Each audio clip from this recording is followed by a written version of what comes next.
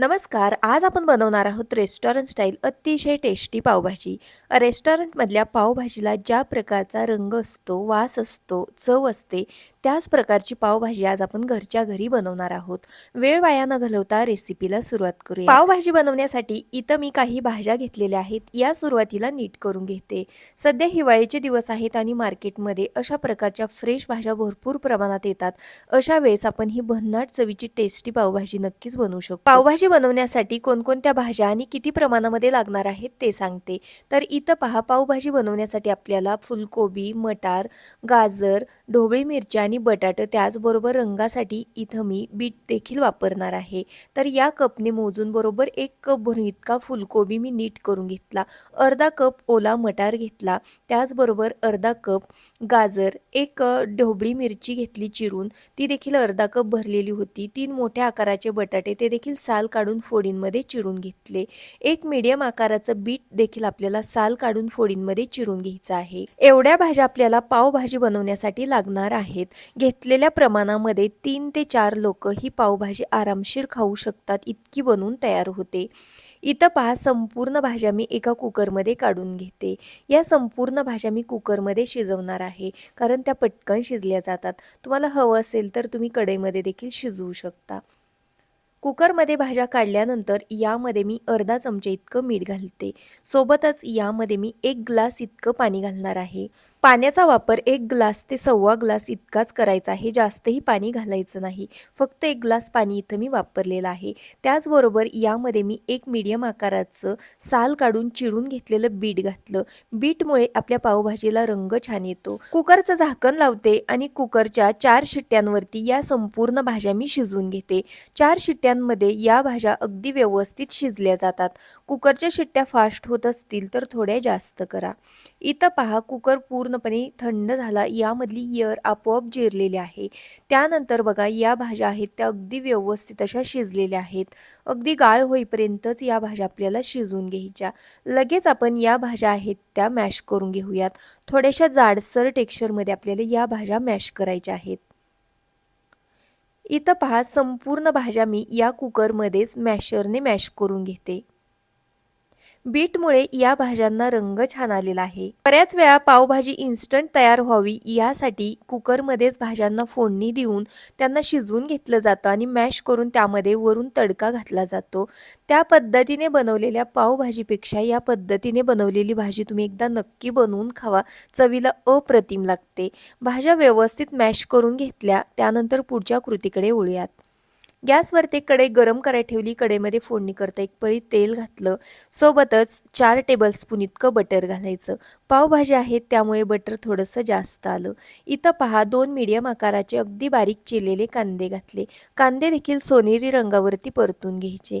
कांदा परतून झाला की यामध्ये आलं आणि लसणाची पेस्ट घातली.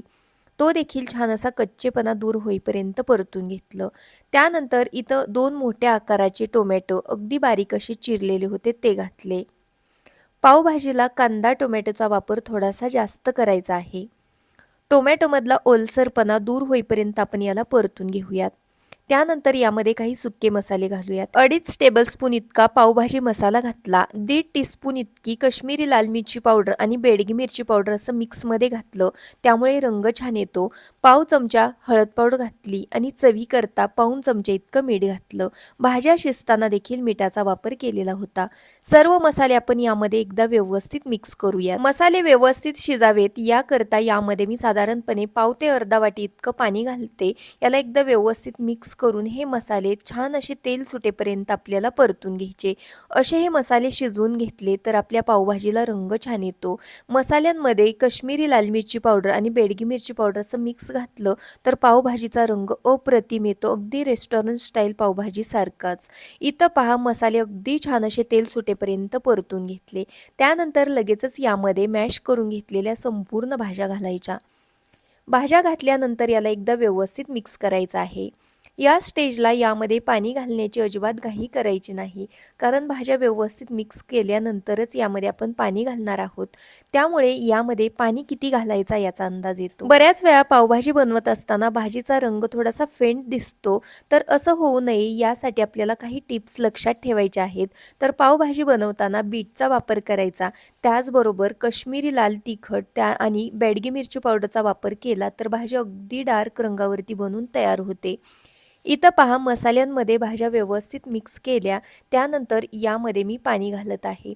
तर गरम केलेलं पाणी घालायचं, त्यामुळे भाजीची चव अगदी कायम टिकून राहते. पावभाजीची भाजी जास्तही पातळ करायची नाही, थोडीशी घट्टसरच ठेवायची. पातळ केली तर पाण्यासारखी बनून तयार होते. इथं पहा, या भाजीची कन्सिस्टन्सी अशा प्रकारची आहे. यामध्ये मी आणखीन थोडंसं पाणी घालते, कारण ही भाजी आपल्याला आणखीन थोड्या वेळासाठी शिजवून घ्यायची आहे.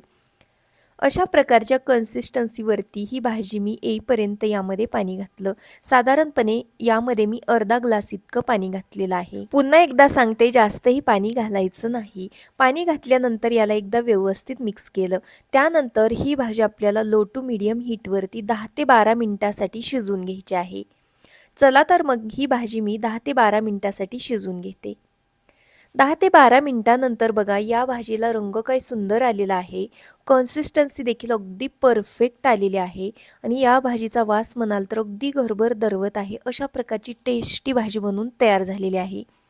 सर्वात शेवटी आपल्याला या भाजीमध्ये बटर घालायचं आहे. तर इथं मी 2 टेबलस्पून इतकं बटर घातलं.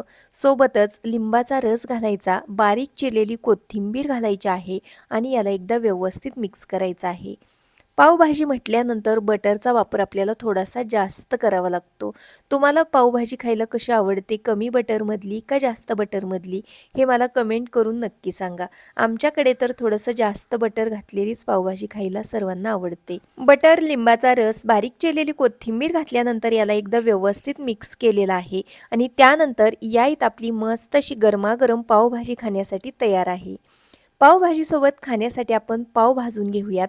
त्यासाठी तव्यामध्ये मी बटर घातलं, थोडासा पावभाजी मसाला, बारीक चिरलेली कोथिंबीर घालायची आहे आणि अशा पद्धतीने मधून आपल्याला पाव थोडेसे कट करून त्याला भाजून घ्यायचं आहे. आवडीनुसार तुम्ही बटर, पावभाजी मसाला, कोथिंबीरीचा वापर करून हे पाव भाजू शकता. हे पाव देखील मी थोडंसं जास्त बटर घालून भाजलेले आहेत. त्यानंतर बघा, इथं हे दोन्हीही पाव आहेत ते मी दोन्ही बाजूने अगदी व्यवस्थित असे भाजून घेतले. तव्यामधून बाजूला काढते आणि ही पावभाजी सर्व करण्यासाठी एका प्लेटमध्ये काढून घेते. इथं पहा, ही भाजी मी थोड्या वेळासाठी दुसऱ्या गॅसवरती ठेवलेली होती, तोपर्यंत पाव देखील भाजून घेतले. भाजी सर्व करण्यासाठी एका प्लेटमध्ये काढून घेते. त्यानंतर तुम्ही बघू शकता, भाजीला रंग काही सुंदर आलेला आहे. भाजीची कन्सिस्टन्सी देखील अगदी परफेक्ट आहे आणि भाजीचा सुगंध म्हणाल तर अगदी घरभर दरवत आहे. अशा प्रकारची टेस्टी भाजी बनवून तयार झाली. पावभाजी आहे म्हटल्यानंतर वरून गरमागरम भाजीवरती बटर स्लॅब तर येणारच. सोबतच भाजून घेतलेला गरमागरम पाव, बारीक चिरलेला कांदा, लिंबू, आवडत असल्यास भाजीसोबत खाण्यासाठी टोमॅटो आणि काकडी देखील घेऊ शकता. तुम्ही देखील या पद्धतीने बनवलेली रेस्टॉरंट स्टाईल पावभाजी एकदा नक्की ट्राय करा. तुम्हाला नक्कीच आवडेल अशी खात्री मी देते. कारण भाजीचा रंग बघा काय सुंदर आहे, त्याचबरोबर कन्सिस्टन्सी देखील परफेक्ट आहे. याच्यावरूनच समजत आहे की पावभाजी किती टेस्टी झालेली असेल.